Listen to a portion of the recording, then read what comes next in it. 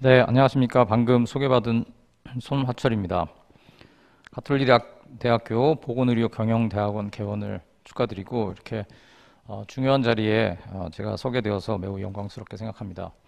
또 앞선 두 분 교수님들 발표를 들으면서 어, 저는 새로운 세계에 와 있는 것 같은 그런 생각이 들었습니다. 저는 병원에 오면 주로 환자로 오기 때문에 네, 이제 이런 복잡한 이야기들이 그 뒤에서 돌아가고 있는 걸 당연히 예상을 했지만, 굉장히 새로운 시대의 병원이 제가 아는 병원과는 또 다를 수도 있겠다 하는 생각을 하게 됩니다.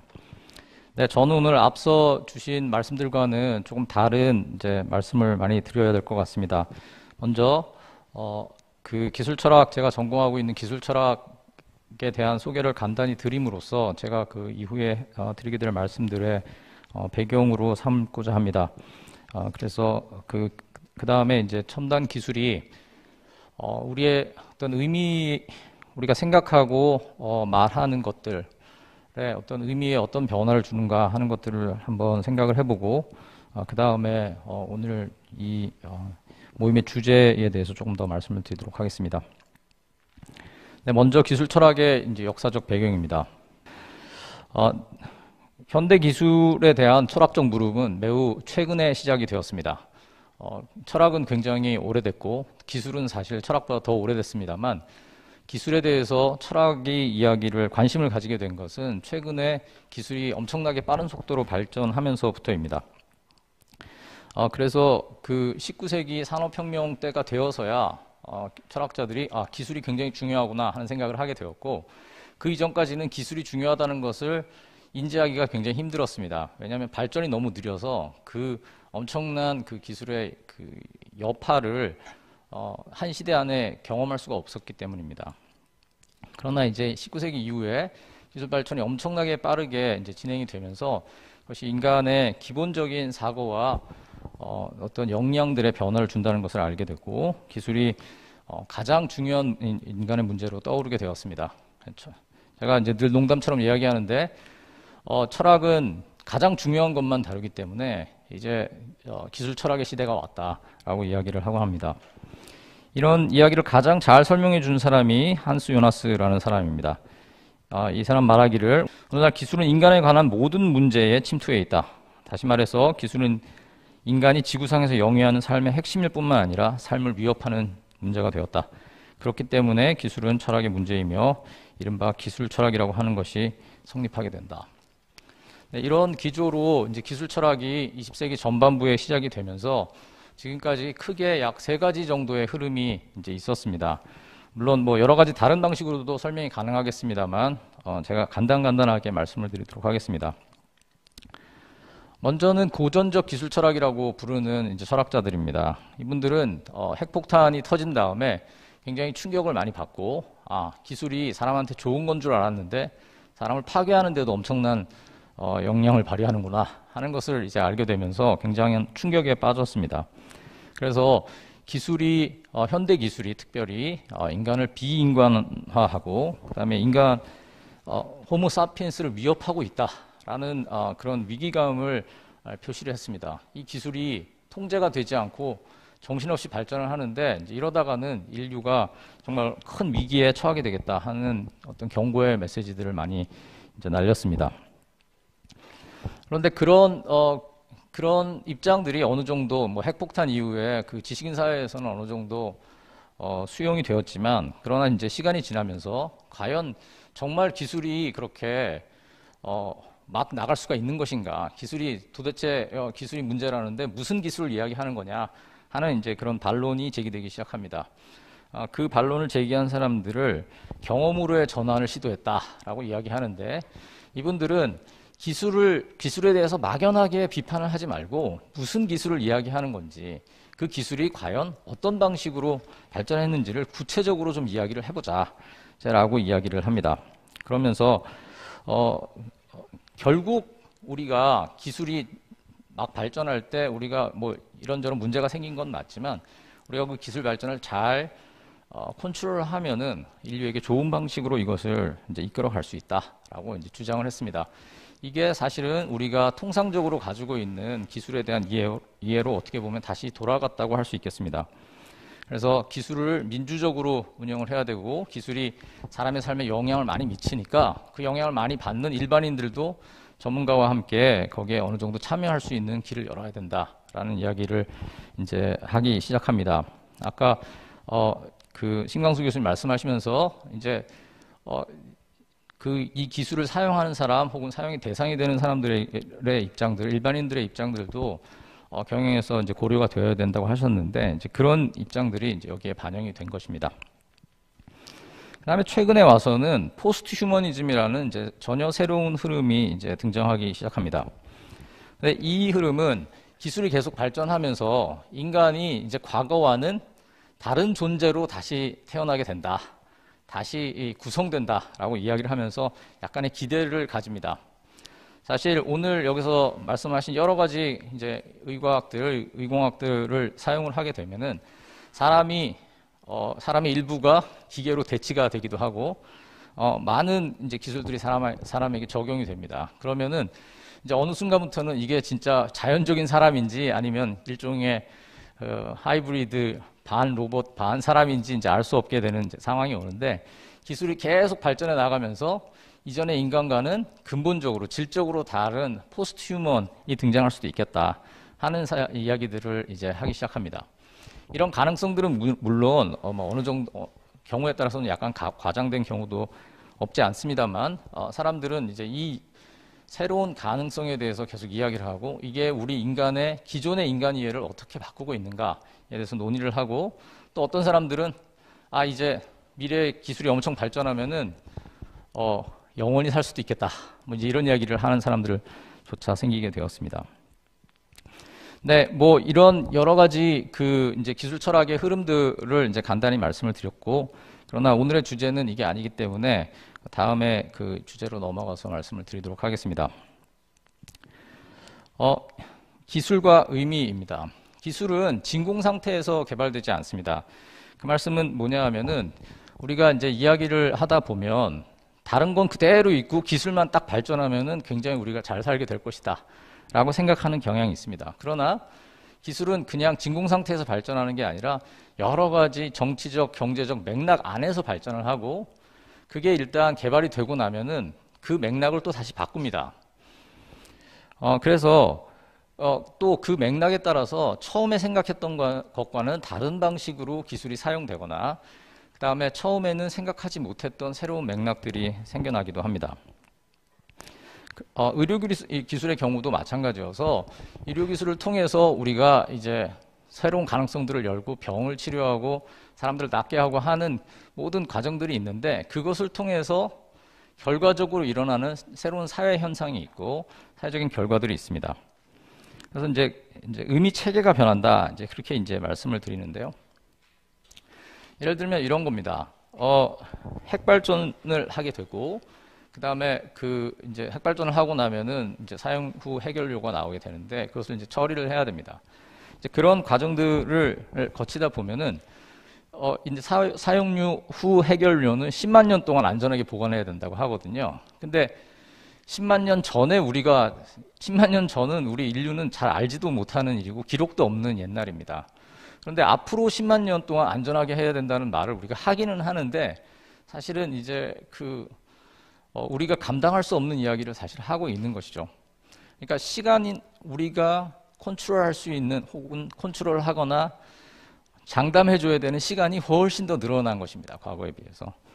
공간, 우리가 요새 인류세나 탄소 중립에 대해서도 이야기합니다만 이제 인간이 우리가 살고 있는 지구 전체를 이런저런 식으로 바꿀 수 있을 만큼 엄청난 힘을 가지게 되었습니다. 그래서 옛날에 우리가 생각하던 시간, 공간, 지성 이런 가장 기본적인 개념에 대한 의미가 바뀌게 됩니다.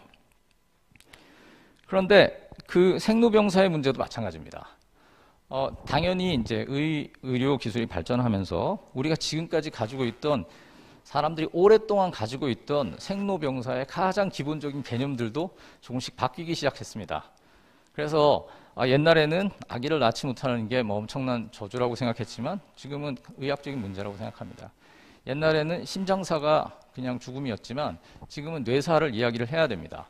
왜냐하면 장기를 꺼내서 다른 사람들한테 줄 수도 있기 때문입니다. 그러니까 이런 새로운 발전들이 우리가 가장 기본적으로 가지고 있는 개념들을 바꾸고, 그렇기 때문에 거기에 대해서 그와 관련해서 여러 가지 이제 철학적인 요구들이 일어나게 됩니다. 이제 보건 의료와 기술이 만났을 때에 대한 말씀을 조금 드리도록 하겠습니다.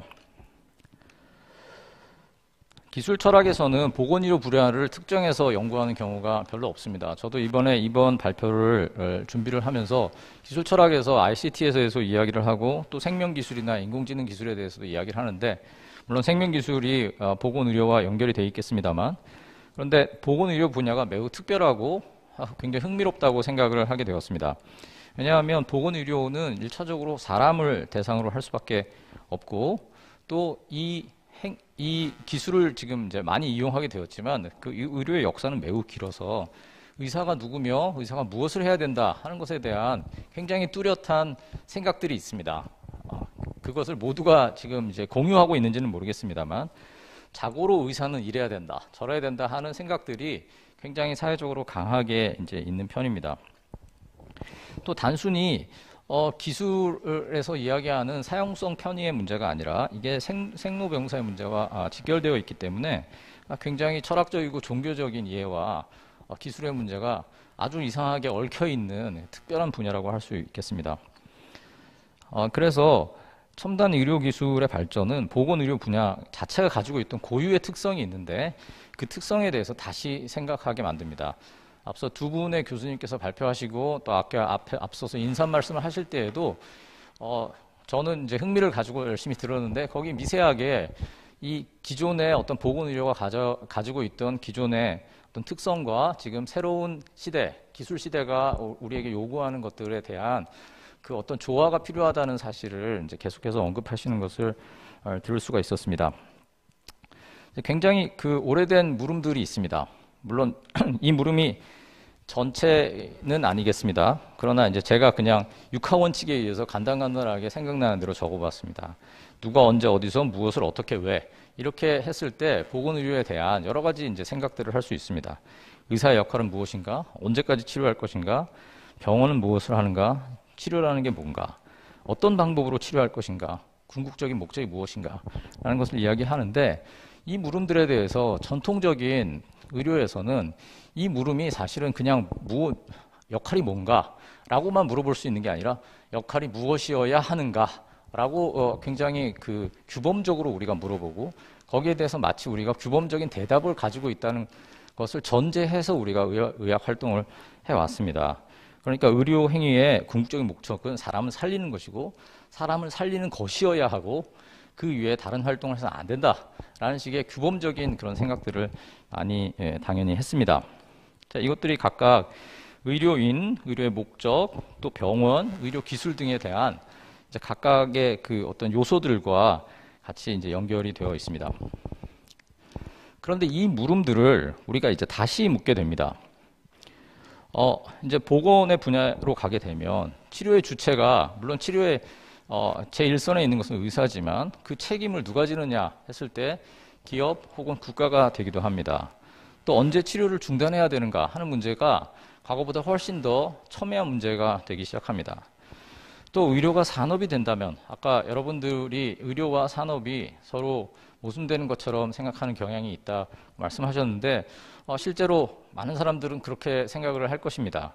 그리고 그 관계가 도대체 어떻게 연결이 되는가에 대해서 궁금해할 것입니다. 또 산다는 게 무엇인가에 대해서도 이야기를 할 수 있겠습니다. 아까 그 인조인간이 자기는 죽지 않기 때문에 인간보다 우월하다고 했을 때, 그 사람이 말하기를 죽지 않는다면 그거는 사는 게 아니다, 존재하는 것이다 라고 이제 이야기를 합니다.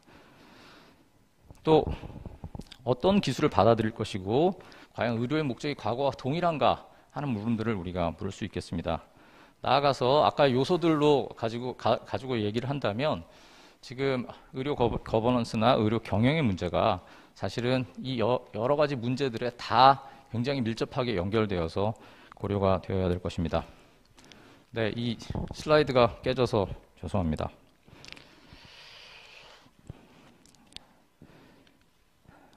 생명의료의 문제들도 당연히 이제 제기가 됩니다. 첨단 기술 발전으로 아까도 말씀드린 것처럼 이전에는 존재하지 않았던 여러 가지 윤리적인 문제들이 발생을 합니다. 기존의 윤리 이동과 도덕 감정이 여전히 살아있기 때문에 이제 이 문제들에 대해서 첨예한 입장들이 대립하고는 합니다. 자, 이렇게 약간의 모순적인 상황들, 모순적이라기보다는 어려운 상황들이 이제 있는데, 의료가 과거에는 종교 철학, 종교 도덕의 영역과 굉장히 가까이 있었다면은 오늘날은 그 영역들과는 미세하게 분리되면서 시장과 더 가까이 가게 됩니다. 저는 이번에 저를 초청해 주실 때 가톨릭 대학교 보건의료 경영대학원 그 이름 안에서 어떤 고뇌랄까요? 그런 걸 느끼지 않을 수가 없었습니다. 이게 참 특별한 이름이다. 가톨릭 대학교 보건의료 경영대학원. 네, 의료 행위에 대한 도덕적인 기대는 그대로 유지되고 우리 모두가 그것을 지키기를 원합니다. 그러나 첨단 기술을 통해서 생로병사의 의미는 바뀌고 또 의료 활동의 의미도 바뀌고 거기에 자본도 엄청나게 개입이 되게 되었을 때 이제 여러 가지 딜레마적인 상황에 빠지게 됩니다. 또 주체로서 국가나 기업이 이 활동들에 참여하게 된다는 것도 매우 중요한 변화이겠습니다. 그래서 이제 윤리적 딜레마와 몇 가지 도전들에 대해서 말씀드리고 마치도록 하겠습니다. 의료 활동에 대한 전통적 도덕 감정이 있고 의료 활동을 통한 이익 창출의 가능성이 있습니다. 그 다음에 또 보건 문제에 대한 국가적 개입에 대한 기대도 있습니다. 사람들은 국가가 문제를 해결해 주기를 바라고 또 의료에서도 국가가 개입해서 의료 산업을 좀 더 활성화해 주기를 바라고 그게 좋은 일이라고 생각합니다. 자, 그런데 여러 가지 일반적인 생각들을 우리가 나열해 보면 굉장히 흥미롭습니다. 무슨 수를 써서라도 사람은 살리고 봐야 된다 라고 사람들이 보통 생각합니다. 첨단 의료 기술의 발전은 결국은 모두에게 좋은 일이다 라고 또 우리가 생각을 합니다. 국민의 건강, 보건, 안전은 개인이 아닌 국가가 책임져야 된다. 그 생각도 우리가 어느 정도는 공유를 하고 명시적으로는 거기에 동의하지 않더라도 이번 코로나 상황에서 본 것처럼 일이 잘못되면 국가가 이걸 왜 제대로 못하냐라고 우리가 이제 이야기를 하곤 합니다. 이 생각들이 모두 일반적이지만 서로 모순되고 그래서 우리가 미세한 딜레마 상황이 있다. 저는 그렇게 판단을 합니다. 이런 상황에서 첨단 의료 시대에 우리가 직면하는 도전들을 4가지 정도로 나눠서 생각해 보았습니다. 하나는 의료의 목적이 무엇인가라고 이제 하는 것입니다. 생명을 살리는 것, 돈을 버는 것, 환자의 행복을 추구하는 것, 돈을 버는 것이라고 하면 큰일 나겠지만 그러나 생명을 살리는 것이 무엇인가를 규정하는 것은 매우 중요하다고 생각합니다. 누구를 살릴 것인가, 어떻게 살릴 것인가, 그리고 우리가 목표하는 좋은 세상이 어떤 세상인가 하는 것에 대한 고민이 좀 있어야 될 거라고 생각합니다. 의료가 궁극적으로 목표로 삼아야 될 어떤 상황에 대한 좀 더 적나라한 목표를 설정해야 할 것이라고 생각합니다. 저는 이제 철학자니까 좀 막연한 이야기를 할 수밖에 없는데요. 플라톤의 국가에 보면 가장 이상적인 나라는 어떤 나라인가를 이제 고민을 합니다. 그런 나라는 세상에 존재하지 않습니다. 그런데 가장 이상적인 나라라면 이러저러한 조건이 있을 것이다 라고 이야기하고 그 이야기를 하는 이유는 그런 나라를 실현할 수 있다고 믿어서가 아니라 그리로 향해 가야 하기 때문에 그렇습니다. 그게 플라톤의 이데아입니다. 그렇다면 첨단 의료 기술을 통해서 과거와는 전혀 다른 요구와 가능성과 기대가 마구 엇갈리는 상황에서 첨단 보건 의료가 가능한 이 세상에서 거기 관련 종사자들이 좋은 세상이라고 이데아적인 세상이라고 생각하는 게 어떤 세상인지에 대한 좀 더 고민이 필요하다고 저는 생각합니다. 또 의료인의 자리가 어딘가에 대해서도 생각해야 된다고 봅니다. 최근에 이제 그 인공지능을 이용한 진단은 약간 이제 IBM이 왔으니 시도를 하다가 약간 이제 포기를 하는 것 같습니다. 그런데 이런 그 논문이 있었습니다. Could artificial intelligence make doctors obsolete? 아까 20년 동안의 경험이 굉장히 중요하다고 하셨는데, 그럴 거라고 생각합니다. 그런데 또 어떤 사람들은 인공지능을 통해서 훨씬 더 정확한 진단이 가능할 거다. 이렇게 또 주장하는 사람들도 실제로 있습니다. 그래서 이제 의사가 하는 일이 무엇인가에 대한 정의가 새롭게 일어나야 될지도 모릅니다. 사실 굉장히 많은 기술들이 들어오니까 기술 그냥 진단하고 처방하고 하는 것뿐만 아니라 그 기술을 능숙하게 잘 사용하는 것도 굉장히 중요해지지 않습니까? 그 기계, 기술, 약품들을 잘 이해하는 것도 점점 의사들에게 요구되는 중요한 일이 됩니다. 그래서 의료인의 자리가 무엇이고 그 역할이 무엇인가에 대한 고민이 필요할 것입니다. 네. 의사는 환자를 전인적 인간으로 대할 수 있다는 점에서 인공지능과 다르고 그래서 인간 의사가 꼭 필요하다라고 당연히 우리가 이야기해야 합니다. 그러나 저는 근대 의료 역사가 과연 전인적 인간에 대한 고려를 최우선에 두었는가에 대한 고민은 계속해야 된다고 생각합니다. 그러니까 제가 누군가를 블레임하려고 하는 것이 아니라 지금 근대 의료가 지금까지 이렇게 급성장하면서 일어난 여러 가지 문제들을 우리가 같이 생각을 해야 된다는 말씀입니다. 또 보건의료 경영의 역할이 무엇인가에 대한 논의도 있어야 될 것입니다. 의료 자원을 효과적으로 분배하는 것, 효율적인 의학 교육 이런 것들이 아까 말씀하신 의료기술의 개발, 경영, 수익 창출 등등과 함께 훨씬 더 넓은 의미에서 고민되어야 될 것이고 또 개별 어떤 기술의 개발 과정에서 일어나는 여러 가지 경영적인 판단뿐 아니라 정책적인 판단에도 당연히 개입해야 하고 정부가 어느 방향으로 이것들을 조정할지에 대한 조언들도 계속해야 될 것입니다. 마지막으로 의료기술의 개발과 사용에 대한 문제입니다. 저는 기술철학자니까 의료기술에 가장 관심이 많은데 사실 어떤 신기술을 도입하고 개발할 것인가에 대한 고민들이 있어야 됩니다. 저는 제가 쓴 책에서 목적이 이끄는 기술 발전을 추구해야 된다고 이제 말씀을 드렸는데 주장했었는데 그 주장은 기술 발전을 할 때는 이게 좋은 세상을 이루는 데 도움이 된다는 명확한 목적을 설정하고 그리고 그때 그 좋은 세상은 그 기술로 인해서 생겨날 수 있는 여러 파생적인 그런 부분까지를 고민하는 그런 방식으로 이루어져야 된다는 것입니다. 네, 그래서 단순히 그냥 이것을 통해서 어떤 병을 고칠 수 있다, 어떤 문제를 해결할 수 있다 뿐만 아니라 그 문제를 해결함으로써 세상이 더 어떻게 좋아지는가에 대한 고민들이 총체적으로 일어나야 된다는 것입니다. 또 최근에 이제 문제가 되고 있는 여러 가지 데이터의 문제나 또 의료기술과 의료인의 협업이 어떻게 구성되고 어떻게 지원할 것인지에 대한 총체적인 어떤 고민들이 필요할 것이라고 생각합니다.